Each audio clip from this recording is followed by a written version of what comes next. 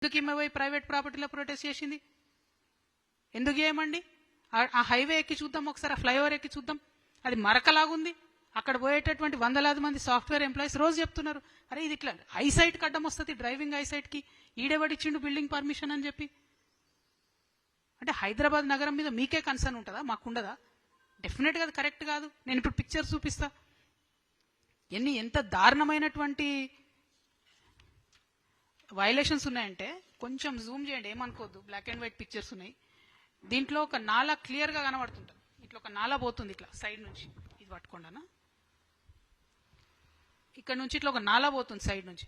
ఈ నాలా డైవర్షన్ కోసమని ఆ బిల్డింగ్ కట్టేటోడు పర్మిషన్ తీసుకున్నాడు. తీసుకొని సిగ్గు లేకుండా నాలాని డైవర్ట్ చేయకుండా యాజ్ టీజ్గా మొత్తం బిల్డింగ్, మీరు ఆ పేపర్ పట్టుకోండి, యాజ్ టీజ్గా మొత్తం బిల్డింగ్ అంతా కూడా కట్టేసిండు. ఆ నాలా డైవర్ట్ చేయలేదు. అంటే ఆ నీళ్ళు ఏడుకోవాలా మరి? మొత్తం 4 ఫ్లోర్లు మునిగింది వీళ్ళకి వరద వచ్చినప్పుడు. మేము ట్వీట్ చేస్తాము కరెక్ట్గా, మొత్తం ఇమేజెస్ మొత్తం కూడా ట్వీట్ చేస్తాము మీకు కంపేర్ చేయడానికి. ఇదైతే దీన్ని చూస్తే నిజంగా ఒక ఎంత బాధ అనిపించిందంటే, ఇక్కడ మురికాలువలా కనబడుతుంది మూసి. ఇది పట్టుకోండి, ఇది పట్టుకోండి. ఇక్కడ ఎంత పెద్దగా ఉంది మూసీ నది, ఎంత పెద్దగా ఉంది మూసీ నది. ఆయన మొత్తం ఇట్లా 3 ఎకరాలు కబ్జా చేసి సిమెంట్ వేసి మొత్తం పెడితే మురికాలువలాగా అయిపోయింది. ఏం తమాషాకు ధర్నా చేసినాం అనుకుంటున్నాం మేము? 30 మీటర్లు ఉన్నదాని దగ్గరనేమో 20 ఏళ్ల కింద కట్టిన అపార్ట్మెంట్లను కూలగొడతారు, 1430 మందిని ఇళ్లకి వెళ్ళగొడతారు. కనబడట్లేదా మరి? ఇట్లాంటి ఇంకా చాలా ఉన్నాయి. మరి మీరు అందరికి ఒకటే ఆ రూల్ అప్లై చేయండి. ఉల్టా మేము పాయింట్ రేజ్ చేసిన వాళ్ళని మమ్మల్ని ఎందుకు బదనాం చేస్తున్నారు? ఇది కరెక్ట్ కాదు. దీన్ని ఎట్టి పరిస్థితులలో డిస్మాంటిల్ చేయాల్సిందే ఈ గవర్నమెంట్.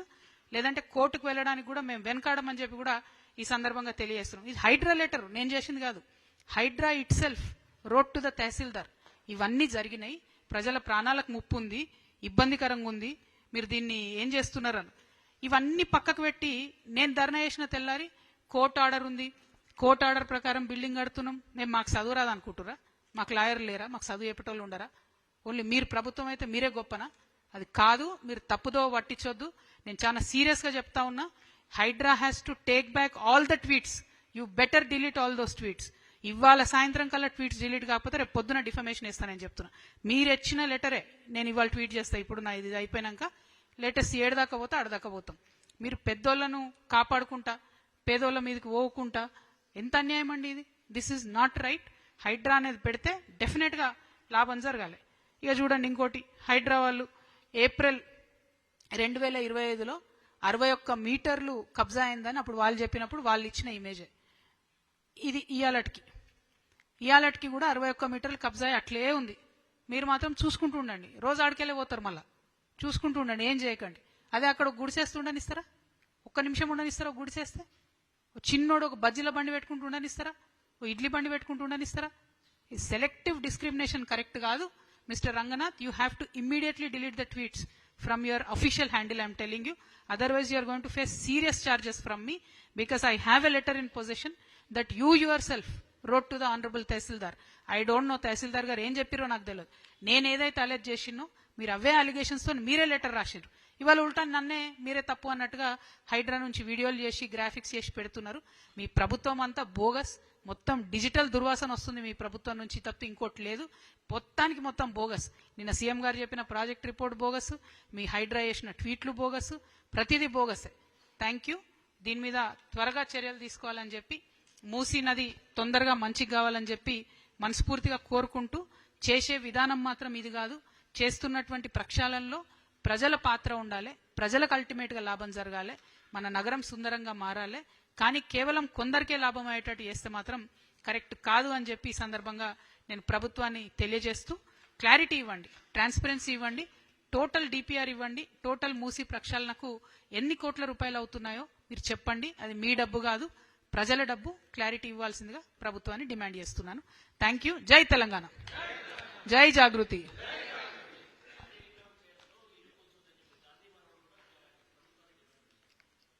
గాంధీ గారి మన్మట్ డిమాండ్ చేసిండ్రు, ప్రజాస్వామ్యవాదులందరూ కూడా డిమాండ్ చేస్తున్నాము.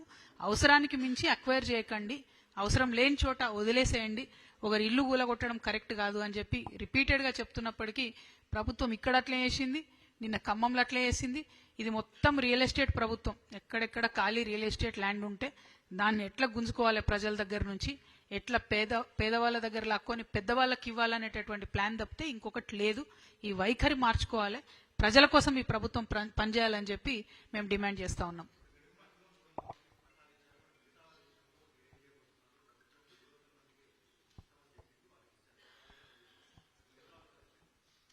మీకు తెలుసు, ప్రజలందరి దృష్టిలో కూడా ఉంది. వెలుగుమట్లలో అత్యంత దారుణంగా 750 మంది ఇండ్లు కూల్చితే ఆ దారుణం చూడలేక అక్కడికక్కడే నిరాహార దీక్షకు దిగి మరి తెలంగాణ జాగృతి అట్లానే డాక్టర్ విశారదన్ గారు డిఎస్పీ పార్టీ మేమిద్దరం పట్టుబడితే ప్రభుత్వం దిగి వచ్చి 300 మందికి పట్టాలు ఇస్తామని చెప్పిన మాట మీ అందరికీ తెలిసిందే. కానీ ఆ 300 మందిలో కూడా మా క్షేత్రస్థాయిలో కింద ఉన్నటువంటి ఖమ్మం కార్యకర్తలు కానీ, ఖమ్మంలో ఉండేటటువంటి పత్రికా మిత్రులు కానీ వాళ్ళందరూ చెప్తున్న విషయం ఏంటంటే ఆ 300 మందిలో కూడా వీళ్ళెవరి ఇండ్లైతే ఊలగొట్టినరో అందులో సగం మందే ఉన్నారు. మిగతా సగం మంది మళ్ళీ కాంగ్రెస్ కార్యకర్తలను ఆ ప్లేస్ తోని ఆ ఇన్సిడెంట్ తోని సంబంధం లేని వాళ్ళని పెడుతున్నారని ఒక మాట చెప్తా ఉన్నారు.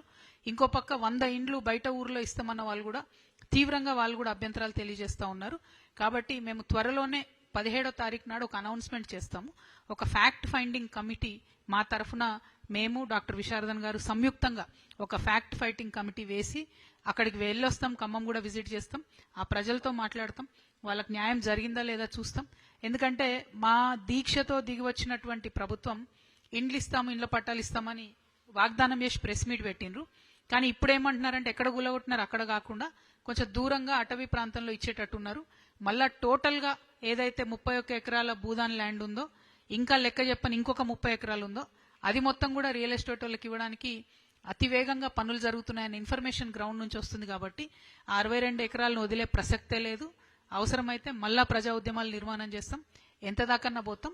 బట్ 17th రోజు ఫ్యాక్ట్ ఫైండింగ్ కమిటీ ఒకటి అనౌన్స్ చేసుకొని ఫ్యాక్ట్ ఫైండింగ్ కమిటీ ద్వారానే ఖమ్మంకి వెళ్ళి కూడా వస్తామని తెలియజేస్తూ, వెలుగుమట్ల బాధితులు ధైర్యంగా ఉండాలి, మీతో పాటు జాగృతి ఉంటుంది, మీతో పాటు డిఎస్పీ ఉంటుందని ఈ సందర్భంగా